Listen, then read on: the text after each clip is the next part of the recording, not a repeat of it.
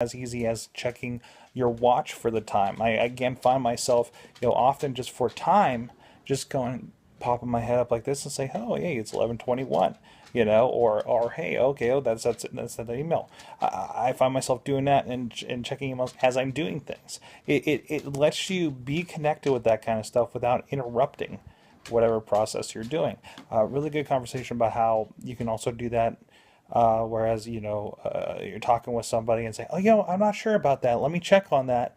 And then the idea that you do say, okay, Google, or okay, Glass Google, what is this time that this show's happening or something. And you see, again, when I pop up there, you see the screen come on. It's obvious that I'm interacting with the thing.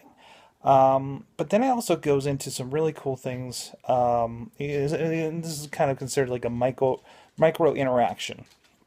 But it goes into like, and this is the stuff I love hearing about with these devices is how it helps, the disabled, say.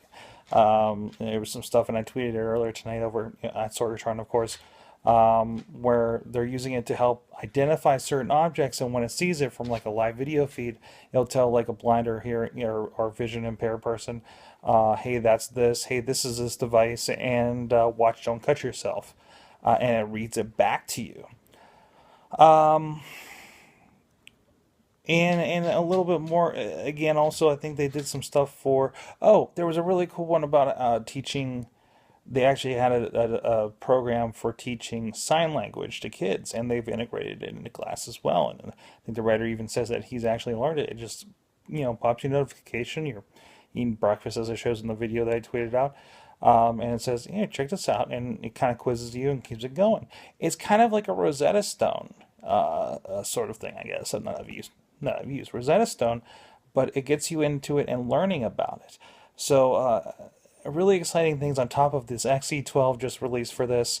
YouTube just got added to it, so I can post straight to that from this thing.